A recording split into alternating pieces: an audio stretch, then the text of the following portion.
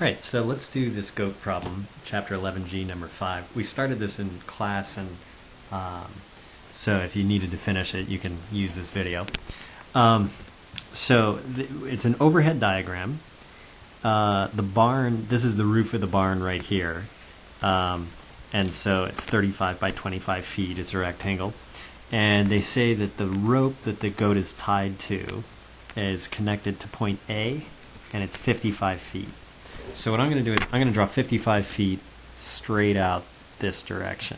So 55 feet, that's about 35, and then a little bit more would be 55. So I'm going to say it's roughly this long.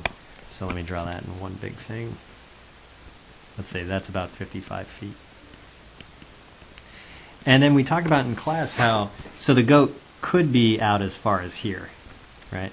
And in class we talked about, well, if the goat keeps walking around and stretches out that rope as much as possible, then he's going to, for the most part, form a circle. And so the circle could come down like this, and then the goat can keep trekking all the way along here until he gets to about here. And so what I'll do is I'll draw another 55 feet from point A. So again, here's where it's tied on. So if he stretches it out as much as possible, then this right here is also 55 feet. And since this part is 35, we've got 55 minus 35 gives me 20 feet left over here. Okay, so let me put the 20 up above. 20 feet right here. Okay. Now, when the goat's getting to this corner here, the rope, the 55 feet of rope, gets caught on the corner. So when he's trying to, walk around in this region, he doesn't have 55 feet of rope to work with. He's only got the 20 feet from the corner because the rope catches on the corner. So maybe he can go 35 feet straight across and then 20 feet this way. That would be leftover. Or 35 feet and then 20 feet this way. But he can't go 55 feet through the barn because then the rope would have to go through the wall. So you only have 20 feet to work with. So it'd be like 20 feet here, 20 feet here, 20 feet here, 20 feet here also. And you know it's not going to reach the bottom because the whole thing is 25. So there's 20 feet right here, and there's an extra 5 feet of space below that the goat can't reach. So the goat can actually get over to here, but that's it. There's a little gap at the bottom. So what I've got right now are I've got three regions, two of which we can already calculate the area of. There's this region here and there's this region here. Now it turns out we can't find this third region that's right here right now. So because we don't have a formula for like a rectangle type shape with a curvy side. So instead, you slice it into two shapes that are easy to use. And if I do this, then I get a right triangle here on the bottom and a sector right here on the side. So this angle, if I know that angle, then I can do theta over 360 times pi r squared, and I get this region. And this is a right triangle. And so if I could figure out what the base is here, I can do 1/2 base times height in the triangle. So let's do the triangle first, and then we'll do the sector. Now, the one nice thing about this problem is that line that I just drew here, right here, that line to slice up that one region, that we know the length of. It's 55 because it's exactly the same as the rope right here. It's just the goat moved down to there now. So that's 55 feet.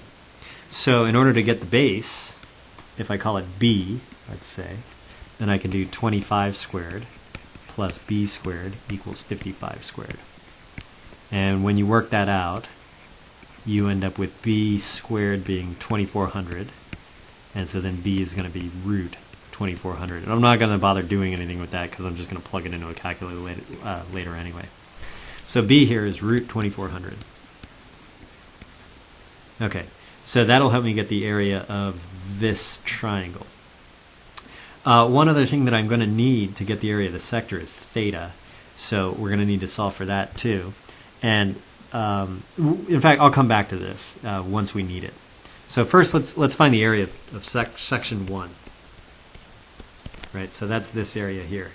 And if you look at it, it's really part of a little mini circle that would go here if it existed. Right, so let me get rid of that now. So, so that the central angle is 90 degrees because this is 90 right here. So my area, if I use my sector formula, is 90 over 360 times pi r squared, and in this case the radius is only 20, not 55. Okay, and if you plug that in, let me tell you what you get. 90 over 360 times 20 squared. If we did it in exact form, it's 100 pi. But otherwise, I'm going to go ahead and use decimals because we're going to get some huge numbers here anyway. It's 314.1592. Okay, so that's the area of region 1. The area of region 2, if you look at it, it's this whole thing on top, and that's really just half a circle. Here's the center of that circle, and the radius is 55. So the area of 2 is going to be half a circle, which is 180 out of 360, times pi, and in this case, this is part of the big circle, so the radius is 55. So when I plug that in, we end up with 4,751.6589. Okay, region 3 is a triangle, so it's going to be 1/2 base times height, which is 1/2, and then the base is root 2400, and the height is just this length right here, so that just happens to be 25. And if I plug that in, 0.5 times root 2400 times 25, I get 612.3724. And then in region 4, that's also a sector here. This region right here is a sector. So I'm going to do theta over 360 times pi r squared, and in this case r is 55. So the key here is I got to figure out what theta is. Okay, well, here's my angle theta. So students tend to do one of two things to solve for it. One is you can solve for this angle right here, and then theta plus that angle ends up being 90 total. But one thing that I tend to do, because I think it's a slightly quicker, is instead I will solve for this angle.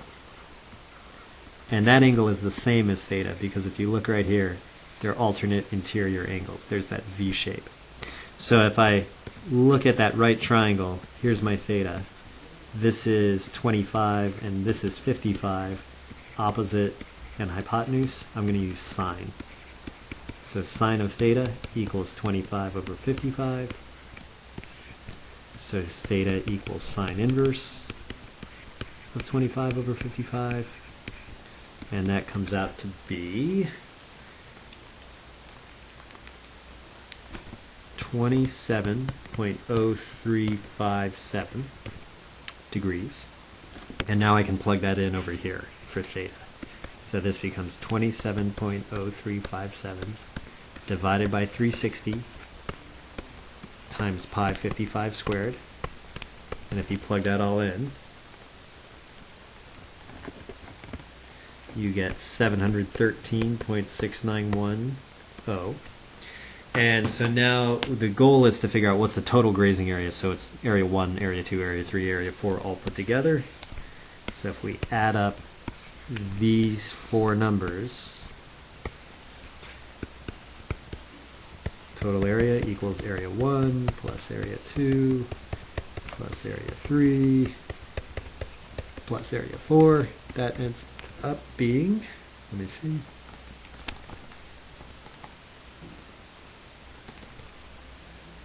oops, 4751.6589 plus 612.3724 plus 713.6910, and we get 6,391.8815, so 882. And since all the lengths are in feet, the units are in feet squared. Now, depending on where you were rounding, you might not get the same exact answer, but I'd say you should be somewhere in the range 63, let's say 90 to about 63, 92.5. If you're in this range somewhere, then I'd say you're probably okay. Otherwise, there's too much rounding going on in there somewhere, would be my guess. So, okay. I know it's a long problem, but hopefully it made sense.